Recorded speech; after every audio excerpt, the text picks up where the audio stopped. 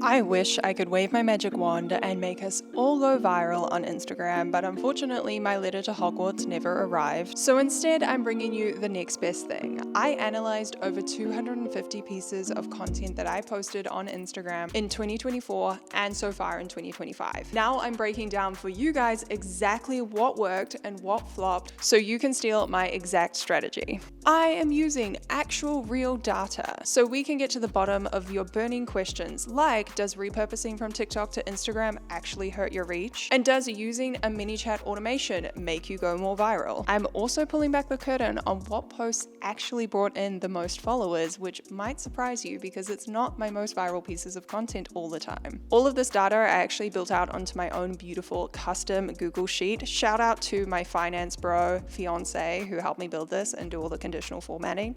I am the one that made it pink though. You guessed that probably already. I'm also going to share with you how I've input this data into my very own AI content coach. Let's dive in. Part one of this video is going to be about the top performing posts. These are the top 5 performing posts based on both impressions and engagement. First up, we had this reel, which was kind of like a joke on the stability of the corporate world. It got over 76,000 impressions, 2,800 likes, 634 saves. This reel worked because it was hilarious. I know, I'm so funny. It was a highly relatable pain point to my audience, and it incorporated a trending audio. The second top performing post was this one that was actually a sponsorship with the brand, which is really cool to see that you can create sponsored content and it still resonates and hits with your audience. It was all about building a content calendar that actually looked pretty and wasn't built on an Excel spreadsheet or a Google Sheet. What worked really well with this reel was that it was also linked to a freebie. So I had a mini chat automation that did send people a free template for that content calendar. It was a short and sweet reel. And again, we're going to get into more of the nitty gritty in a second on where the length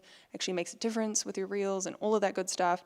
But it's an interesting one that's made the top 5 because it also doesn't have my face in it. The third top performing piece of content from the last year and a half was my post about $300 clients versus 10K clients. It had a really high ratio of shares to views. Why I think this piece of content worked is it had a strong opinion, something that was like a little bit spicy, something that a lot of people would relate to, but not everyone is brave enough to say. So when you're planning content, really think about that. How could you be that relatable authority in your niche and your industry? The fourth piece of content I have on my list, finding clients is hard. This was a carousel post and it actually generated 93 followers. It had very, very high engagement. This post worked really well because it paired a realistic pain point with my audience while also empowering them to take that next step. I did boost this as a paid ad, but I want to say that the majority, when I actually look in the analytics, the majority of the views did still come from it being spread organically through the algorithm. And I think I only spent around like $60 or $70 on the ad.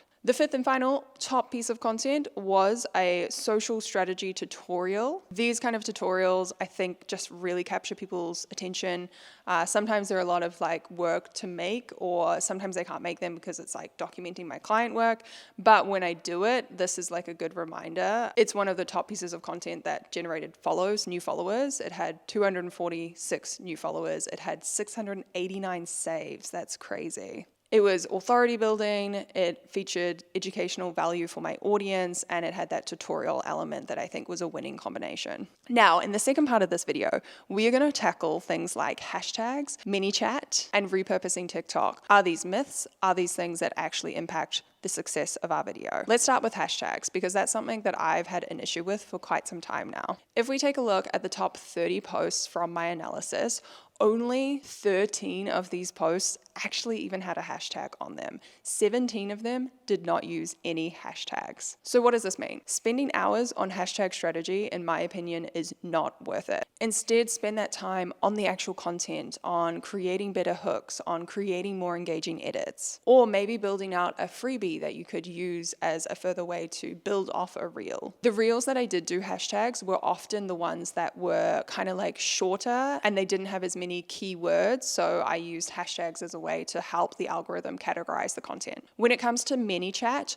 Of the top 30 posts, only 4 of them included a mini chat automation. So while those posts had solid engagement, I think it's not an essential element to creating a viral piece of content. There's a lot of creators who do say at the moment, like, oh, use a mini chat automation on every single post.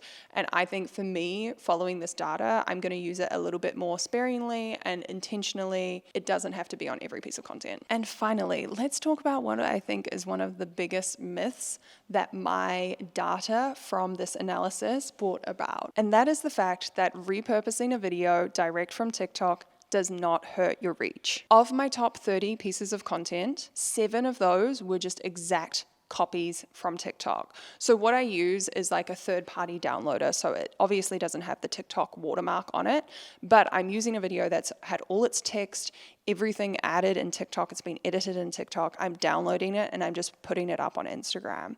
I think this is really important for creators to hear and realize that they don't have to make new content for every single platform, and that repurposing is a smart idea. Ooh, I forgot I had this on my list. My last kind of like myth busting thing that I wanted to go through is, does the length of your reel impact the performance? So in my spreadsheet, I literally had all of like how long each individual reel was, and then obviously ran this through my AI content coach to analyze the data and find out if there was any sort of correlations, and this is what it spat out. So my short reels, all under 10 seconds, performed best for humor and punchy hooks. So my reel, for example, on corporate stability or using Excel spreadsheets as content calendars, those are prime examples of that, when it's highly relatable and a little bit cheeky. For my longer reels, so anything from 50 seconds to 90 seconds, this actually pulled in higher levels of engagement. So I saw very high saves and new followers from those like more long form educational or inspirational storytelling kind of pieces of content. So you might be asking, what are the metrics that are showing what works then? What is contributing to more growth, more reach? My key takeaways from this analysis were templates and tutorials work really well for me and generate more engagement. I've also realized that some of my top performing content doesn't even have my face in it, and I'm usually a big push of like, yeah, put your face in content, show your personality, get in front of the camera. And then having like some of my top 5 posts just be like a time lapse of my computer was very eye-opening. The other key metric to be tracking, and a correlation my content coach AI system picked up, was the more saves a piece of content gets, the more likely it is going to lead to an increase of new followers. So there is a direct correlation between those two metrics. So something to think about there. And of course, carousels. That is an obvious thing that is working well for not just reach and impressions, but also for engagement and new followers. I actually have a video I posted recently all about carousel content, how I make my carousels. So I'll link that on a card up above. Hello, this is Future Ellen editing this video. I had one more thing I wanted to show you on my spreadsheet that I think is really interesting. You can see here that I currently have everything ordered by most popular post according to impression. Now, the top 5 posts I shared with you in this video were like a combination of impressions and various engagement metrics to kind of come up with what was the top 5. But what's really interesting is when you start looking at this content and you look at the top 5 by impression, and then you change the top 5 to by follower count, and you can see just there how much it actually changes in terms of content can bring in a lot of views, but it may not be bringing in a lot of followers. And then even like this carousel post here, for example, it's such an outlier when you're looking at ordered from like most followers. This one has drastically less reach or impressions, I should say, on Instagram. Same with this other carousel post, but the follower growth is really high. So it's kind of funny. Like I can have a reel. Is this one a reel? Yes, that gets 18,000 views, but a carousel post that gets 3,000 views can create more new followers. So this is where it's really important to clarify your personal goals on social media and what you're trying to achieve.